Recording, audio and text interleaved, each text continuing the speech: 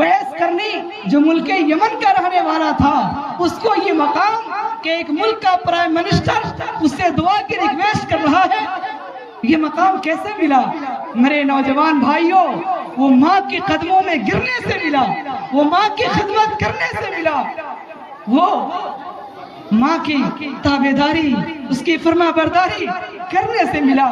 میرے دوستو، آپ کو کیا پتا، آپ کو کیا معلوم، جب آپ کال کرتے ہیں، آپ فون کرتے ہیں اور اپنے گھر پہ انفارم کرتے ہیں، اپنے اماں سے کہتے ہیں کہ امی جان آج جو ہے اس تاریخ کو میری فلائٹ ہے اور اس تاریخ کو میری ٹرین کی ٹکٹ ہے، اور جب آپ رخت سفر مانگتے ہیں تو وہ پیاری ماں راتوں کو سوتی نہیں ہے، رات کے 10 بجائیں، 11 بجائیں، 12 بجائیں، وہ رات کے 2-3 کیوں نہیں بجائیں؟ میرے بزرگوں، میرے نوجوانوں، وہ ماں سوتی نہیں ہے، بلکہ وہ انتظار میں رہتی ہے کہ جب میرا لاڈلا آئے گا تو میں اپنے ہاتھوں سے اس کے پسند کا کھانا، گرما گرم کھانا میں اپنے ہاتھوں سے اس کو کھلاؤں گی۔ میرے دوستو، یہ ماں ہے، یہ وہ ماں ہے میرے دوستو جس کا مقابلہ آپ کی وائف بھی نہیں کر سکتی، آپ کی بننے والی وائف بھی نہیں کر سکتی میرے دوستو جو ماں کرتی ہے۔ اس لیے میں یہ پیغام دینا چاہتا ہوں نوجوانوں سے اور اس محفل میں بیٹھنے والوں سے کہ میرے دوستو آج ہی تم توبہ کرو اور آج ہی یہ حد کرو کہ انشاءاللہ اگر آج ہم نے اپنے باپ سے، نوجوانوں آپ اپنا آئیڈیل اللہ کے رسول جناب محمد رسول اللہ کو بنائیں اور آج سے اپنی ماں کے قدموں میں جا کر کے گر جائیں اور اپنے ماں سے کہیں کہ امی جان اگر ہم نے آپ کو تلخ زبان سے کبھی اگر کوئی باتیں کہہ دی ہیں، اگر آپ کو ڈانٹ دیا ہے، اگر آپ کو جھڑک دیا ہے تو آپ مجھے معاف کریں۔ میرے دوستو، میں آپ کو بتا دوں قرآن کریم میں اگر توحید کے بعد کسی چیز کا تذکرہ ہے وہ مصطفیٰ ہیں جناب محمد رسول اللہ کہ ان کو آخری نبی ماننا ہے۔ اور ایک جگہ قرآن کریم میں، ہر جگہ نہیں، ایک جگہ ایسا مقام ہے کہ اللہ رب العزت نے اپنی عبادت کے بعد، آپ 15ویں پارہ میں جائیں، اللہ صاف طور پہ فرماتا ہے وَقَضَى رَبُّكَ أَلَّا تَعْبُدُوا إِيَّاهُ وَبِالْوَالِدَيْنِ إِحْسَانًا۔ اللہ رب العزت فرما رہا ہے کہ میری بندگی کرو، اور آگے فرمایا کہ اپنے والدین کے ساتھ حسن سلوک کرو۔ آخر کیا بات، کچھ تو ہے، والدین کا مقام، ماں کا مقام، باپ کا مقام کچھ تو ہے کہ اللہ رب العزت نے قرآن کریم کے ہر جگہ میں اپنے بعد رسول اللہ کا تذکرہ کیا ہے، نماز کا تذکرہ کیا ہے اور دیگر احکام شرعیہ کا تذکرہ کیا ہے۔ لیکن 15ویں پارہ میں سورہ بنی اسرائیل کے اندر اللہ رب العزت نے اپنے بعد اگر کسی کا تذکرہ کیا ہے وہ کون ہے؟ وہ ہمارے اور آپ کے ابا اور جو ہے امی جان ہیں، ہمارے اور آپ کے ابا اور امی جان ہیں۔ اللہ صاف طور پہ کہتا ہے وَقَضَى رَبُّكَ أَلَّا تَعْبُدُوا إِلَّا إِيَّاهُ وَبِالْوَالِدَيْنِ إِحْسَانًا۔ آگے فرمایا اِمَّا يَبْلُغَنَّ عِندَكَ الْكِبَرَ أَحَدُهُمَا، جو کہا احسانہ یعنی احسان کے طور پہ تم ان کی خدمت کرو۔ تو یہ احسانہ کا مطلب کیا ہے؟ میں احسانہ کا مطلب آپ کو حدیث سے نہیں بلکہ قرآن کریم کے اسی اگلی آیت سے سمجھانا چاہ رہا ہوں۔ اللہ فرماتا ہے اما یبلغن عندک الکبر احدہما او کلاہما۔ اللہ کیا فرما رہا؟ احدہما، یہ عربک ورڈ ہے احدہما، احد کے معنی ہوتا ہے ایک، ون۔ تو میرے دوستو اللہ فرماتا ہے احدہما، تمہارے ماں باپ میں سے باپ یا باپ زندہ نہیں ہیں تو تمہاری ماں، آگے فرمایا او کلاہما، او کلاہما، یا دونوں کے دونوں اگر زندہ ہوں فلا تقل لہما اف، فلا تقل لہما اف، تم ان کو اف تک بھی مت کہو۔ میرے دوستو تمہارا بچپنا تھا، جب تم پیدا ہوئے تھے تمہاری سکت نہیں تھی کہ تم اپنے پاؤں سے چل سکے، تمہارے باپ نے تمہاری انگلی پکڑ کر چلنا سکھایا، تمہاری سکت نہیں تھی کہ تم اپنی زبان سے بول سکے، لیکن اللہ رب العزت نے کچھ دنوں میں تجھے قوت گویائی عطا فرمائی میرے دوستو. لیکن جب تم نوجوان ہوئے تمہارے پاؤں کے اندر مضبوطی آئی اور تمہارے باپ کے پاؤں کے اندر کمزوری آئی, تمہاری ماں کے پاؤں کے اندر کمزوری آئی, ان کے گھٹنوں میں درد ہوئے. اور میرے دوستو ایک تو یہ ہے کہ والدین کو اپنی اولاد کو والدین کے کچھ بھی احسانات کو بھولنے نہیں چاہیے. پٹنہ کے اسی بوڑھے نے مجھے بتایا تھا کہ اسی سینور کے اندر میں نے اپنے بیٹے کو 2 مہینے تک جہاں لوگ بیٹھ کر کے بال بنانے کے لیے انتظار کرتے ہیں اسی بیڈ پر انہوں نے بتایا کہ میں نے اس بیٹے کو 2 مہینے تک دوائیاں کھلائی ہیں. اور آج وہ کہتا ہے کہ میرے باپ نے میرے لیے کیا کیا, میرے باپ نے میرے لیے کیا کیا. میرے دوستو اللہ رب العزت نے یہ مقام دیا ہے. اور کیا کیا آپ کو بتا دیں کہ باپ نے آپ کو پرورش کرنے کے لیے اور آپ کو ایجوکیٹڈ بنانے کے لیے, آپ کو ماسٹر, آپ کو ڈاکٹر, آپ کو انجینئر اور زندگی کے ایک اچھے مقام پر آپ کے فیوچر کو چمکانے کے لیے آپ کے باپ نے کیا کیا. آپ کے باپ نے رات اور دن کو ایک کیا. اس نے دن کو دن اور رات کو رات نہیں سمجھا. اس نے خون اور پسینے کی کمائی سے آپ کو پالا, آپ کی پرورش کی. لیکن میرے دوستو آج ہم نوجوانوں کا حال یہ ہے کہ باپ اگر مجلس میں بیٹھا ہے اور اس نے اگر کوئی مشورہ بھی دے دیا ہم اسے جھڑکتے ہیں اور کہتے ہیں لگتا ہے بڑھوا کر دماغ سٹھیا گیا ہے, یہ جو چاہتا ہے کرتا ہے, جو چاہتا ہے بول دیتا ہے, بک دیتا ہے. میرے دوستو نہیں, قرآن کریم نے ہمیں کیا تعلیم دیا. قرآن کریم میں کہا فَلَا تَقُلْ لَهُمَا اُفٍّ. قرآن کریم نے ہمیں اپنے ماں باپ کے ساتھ کس لہجے میں بات کرنی ہے اور وے آف ٹاکنگ ہمیں کیا ہونا چاہیے. ہمارا اللہ قرآن کریم کے ذریعے سے ہمیں بتا رہا ہے فَلَا تَقُلْ لَهُمَا اُفٍّ. کوئی ایسا کام نہ کر, کوئی ایسا کام نہ کر جس سے تمہاری ماں ناراض ہو جائے, جس سے تمہارا باپ ناراض ہو جائے. میرے دوستو اویس کرنی کا نام آپ نے سنا ہوگا. اویس کرنی اللہ کے رسول اس زمانے میں زندہ ہیں اور صحابی کس کو کہتے ہیں؟ صحابی اس کو کہتے ہیں جو حرام کی حالت میں رسول اللہ صلی اللہ علیہ وسلم کی زیارت کی ہو. اویس کرنی اللہ کے رسول اس زمانے میں زندہ ہیں. اویس کرنی کی ماں بوڑھی ہو چکی ہے اور وہ بسترا پکڑ چکی ہے. وہ ماں اپنے بیٹے کے بغیر ایک لمحہ بھی نہیں رہ سکتی. اگر ماں کو سلانے کی ضرورت پڑتی ہے تو بیٹا حاضر ہے, اگر ماں کو اٹھانے کی ضرورت ہے تو بیٹا حاضر ہے, ماں کو لقمہ کھلانے کی ضرورت ہے بیٹا حاضر ہے.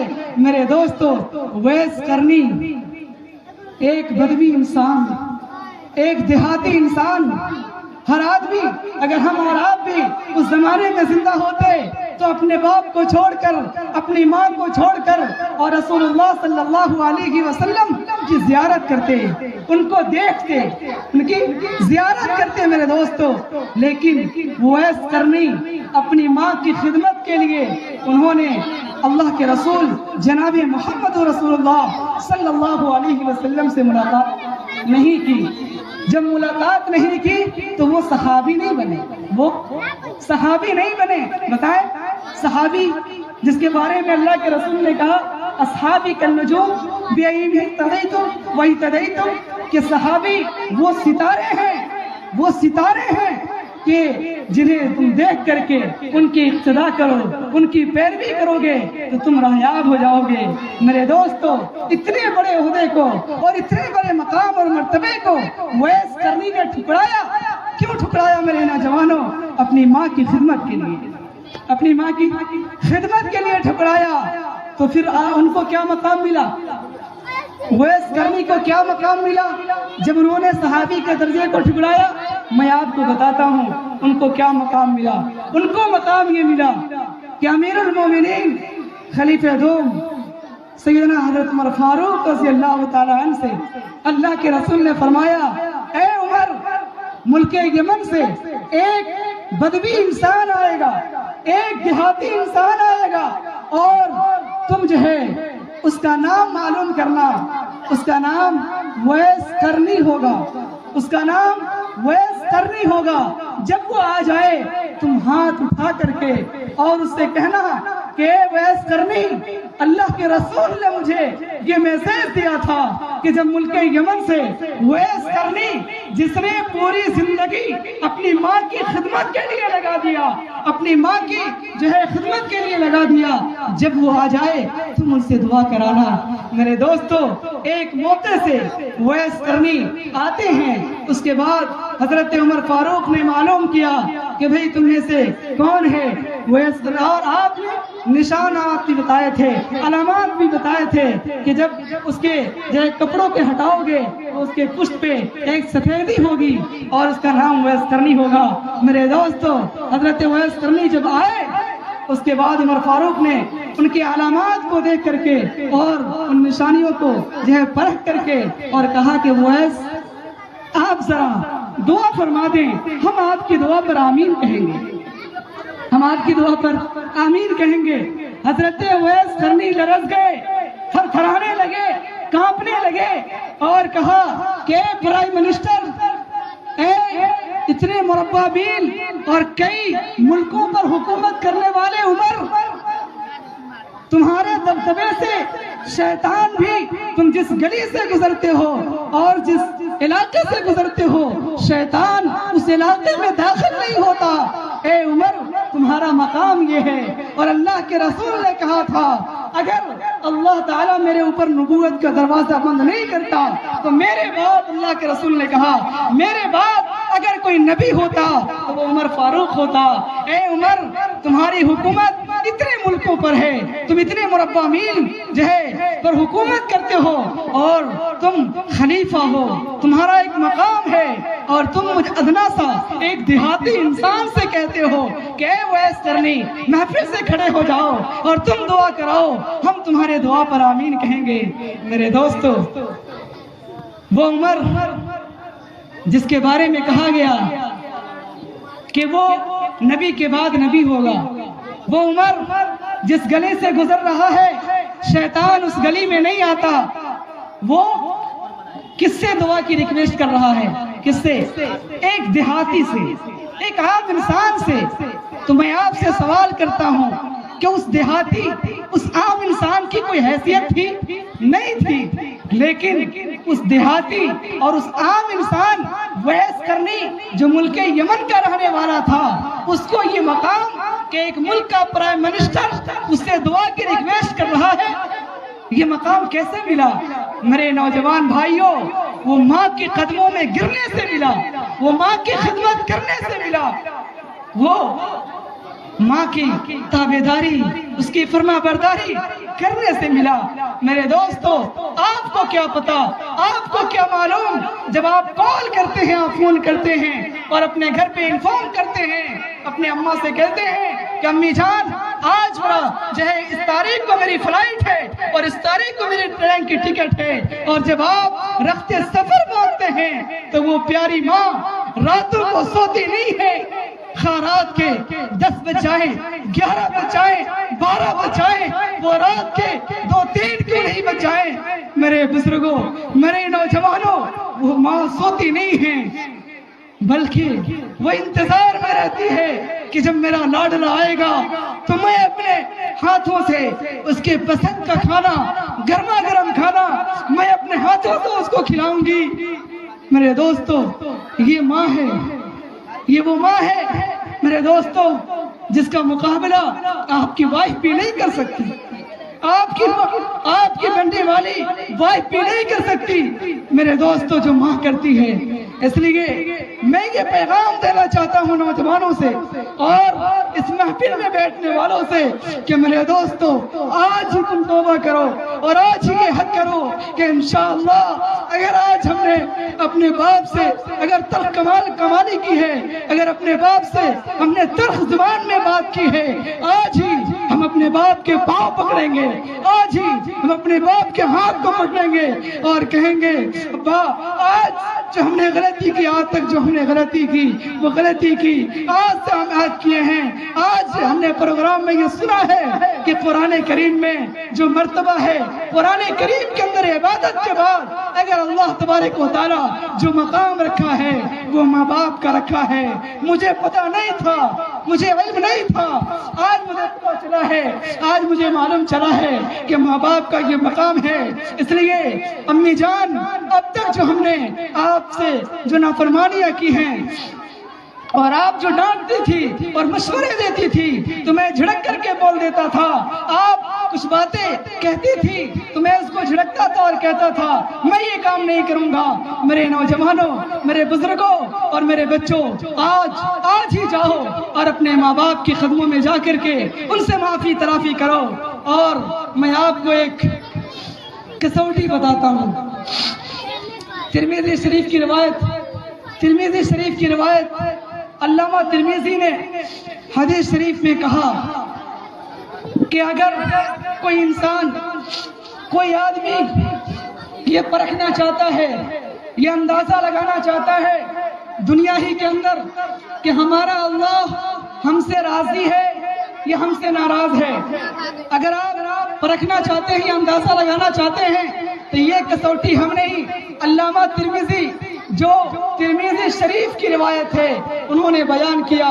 حدیث شریف ہے، رضا الربی فی رضا الوالد وسخط الربی فی سخط الوالد، رضا الربی فی رضا الوالد، کہ اگر کوئی انسان یہ چاہتا ہے کہ ہم دنیا میں اپنی معاشرے میں زندگی گزار رہے ہیں، اپنی نوکریاں کر رہے ہیں، اپنے معاشرے میں ہم جی رہے ہیں، ذرا ہم یہ بھی اندازہ لگائیں ہمارا رب ہم سے راضی ہے یا ناراض ہے، تو علامہ ترمذی نے بتایا کہ رضا الربی فی رضا الوالد، تم دیکھو کہ تمہارا باپ دنیا میں راضی ہے یا ناراض ہے۔ اگر تمہارا باپ دنیا میں راضی یا ناراض ہے، اگر ناراض ہے تو اللہ بھی ناراض ہے۔ اور آگے فرمایا وہ سخط الربی فی سخط الوالد، اور اگر دنیا کے اندر تمہارا باپ تم سے ناراض ہے اللہ بھی ناراض ہے۔ اگر دنیا کے اندر تمہارا باپ راضی ہے، تمہاری ماں راضی ہے، اللہ بھی راضی ہے، اور اگر ماں ناراض ہے تو تمہارا اللہ بھی کیا ہے، تم سے ناراض ہے۔ اور دوسرا پیغام میں اپنی ماں اور بہنوں کو دینا چاہتا ہوں، دیہات کی عورتیں اپنے بچوں کو جو تربیت کرتی ہیں وہ موقع سے گالیاں دے دیتی ہیں، عجیب وہ کہتی ہیں کہ تم اس دنیا سے چل کیوں نہیں جاتے، چل کیوں نہیں بستے، تم کیا تم جو ہے دنیا میں رہ کر کیا کرو گے۔ میرے دوستو، میں اپنی پردہ نشی ماں اور بہنوں کو یہ کہتا ہوں کہ آپ ہرگز اپنے بچوں کو کبھی بھی یہ نہ کہا کریں یا گالیاں نہ دیا کریں یا آپ ان کو بددعائیں نہ دیا کریں۔ بیٹا کتنا ہو نافرمان ہو جائے، بیٹی کتنا ہو نافرمان ہو جائے، میں ماں اور باپ سے یہ ریکویسٹ کرتا ہوں آپ غلطی سے بھی آپ ان کو بددعا نہ دیں کہ اللہ تجھے ہلاک کر دے، اللہ تجھے برباد کر دے، اللہ تیری نوکری ختم کر دے، اللہ تیری نوکری نہ لگائے۔ میرے دوستو، آپ کو پتہ ہوگا وہ کعبہ شریف کہ جہاں بر صغیر نہیں پوری دنیا کا مرکز ہے، اور وہاں لوگ حج کرنے کے لیے جاتے ہیں۔ کس لیے جاتے ہیں؟ حج کرنے کے لیے جاتے ہیں۔ تو میرے بزرگوں، وہاں کعبہ شریف کا جو امام ہے اس کا نام کیا ہے؟ عبد الرحمن السدیس۔ عبد الرحمن السدیس ایک کنٹری کے اندر وہ گئے، ان کا پروگرام تھا، انہوں نے بیان کیا اور عربی میں انہوں نے بیان دیا۔ اس عربی کا میں ترجمہ آپ کو بتاتا ہوں۔ انہوں نے ایک واقعہ بتایا، میری ماں بہنیں غور سے سنیں۔ میرے دوستو، عبد الرحمن السدیس نے کہا کہ میرے گھر کچھ مہمان آئے ہوئے تھے، میری والدہ، میں غریب گھرانے سے تھا، میری والدہ نے کچھ قرضے لے کر کے مہمانوں کی ضیافت کے لیے کچھ گوشت وغیرہ اور اچھے کھانے کا انتظام کی ہوئی تھی۔ مہمان کے جب کھانے کا وقت ہوا تو اس سے کچھ منٹ پہلے، کچھ دیر پہلے جب امی جان نے، جب والدہ نے سالن بنا کر کے، چاول بنا کر کے جب رکھ دیا تو میرا بچپنا تھا، مجھے ہوش نہیں تھا، میں نے کچھ مٹی اٹھائی، کچھ بالو اٹھائے اور اس کو جو امی نے مہمانوں کے لیے قرضے لے کر کے پیسے لے کر کے جو انہوں نے مہمانوں کے لیے انتظام کیا تھا، میں نے اس گوشت کے اندر اور اس چاول کے اندر میں نے اس مٹی کو اور اس کنکڑ کو ڈال کر کے پورے کھانے کو برباد کر دیا، پورے کھانے کو برباد کر دیا۔ اگر ہمارے معاشرے کی عورتیں ہوتی تو کیا کرتی آپ ہی بتائیں؟ سب سے پہلے جھاڑو اٹھا کر کے اس کی سواگت کرتی، جھاڑو اٹھا کر اس کی سواگت کرتی اور بہت مارتی دوڑاتی اور کہتی کہ اللہ تجھے نکما کرے، تم نکمے ہو، تم کسی کام کے نہیں ہو، کسی لائق نہیں ہو۔ ہوش نہیں آیا؟ ایک مہمان، ہمارے پاس پیسے نہیں ہیں، قرضہ لے کر کے ہم نے اپنے مہمان کے لیے کھانے کا انتظام کیا ہے اور تو نے گوشت اور چاول میں یہ مٹیاں اور یہ کنکر ڈال دیے، جا اللہ تجھے برباد کر دے، اور جھاڑو لے کر کے اسے دوڑاتی۔ لیکن ماں بہنوں، آپ کو میں اس عبد الرحمن السدیس کی ماں نے کیا کیا میں وہ سنانا چاہتا ہوں۔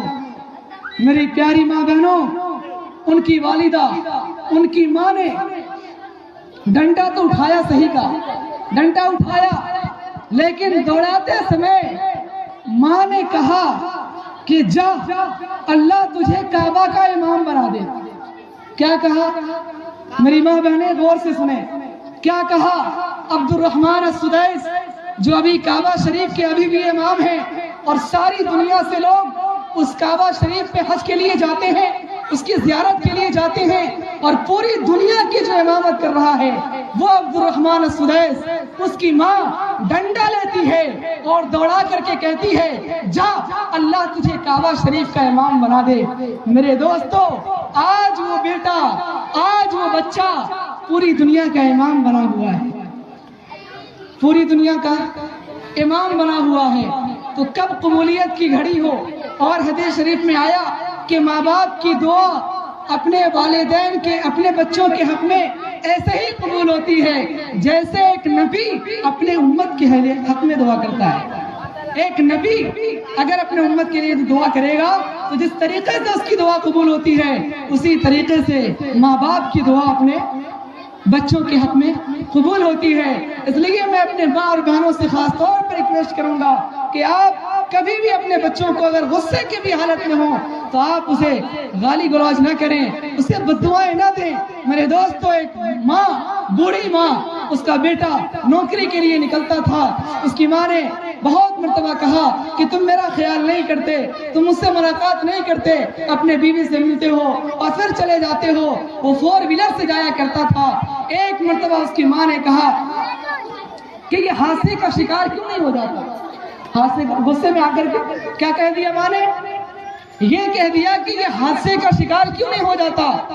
میرے دوستو، محررین نے لکھا ہے کہ جیسے اس ماں نے کہا اپنے بچے سے جو 4 ویلر سے ڈیوٹی کرنے جا رہا ہے کہ یہ حادثے کا شکار کیوں نہیں ہو جاتا، اچانک ایک ٹرک نے اس کو ٹھوکر مارا اور وہ 4 چکا سمیت اور وہ 4 ویلر سمیت وہ موت کا گھاٹ اتر گیا۔ میری دوستو اور میری ماں بہنوں، وہ بوڑھی اپنے زبان کو پکڑ کر اور کینچی سے کاٹنے لگی اور رونے لگی اور کہنے لگی کہ یہی زبان ہے، یہی زبان ہے جس نے میرے بچے کو موت کا گھاٹ اتارا ہے، جس نے میرے بچوں کو مجھ سے جدا کیا ہے۔ میرے دوستو، وہ بوڑھی رونے لگی۔ اس لیے میں آپ سے کہتا ہوں اور آپ کے لیے خاص کر یہ میسیج ہے کہ کبھی بھی اپنے بچوں کو بد دعائیں نہ دیں۔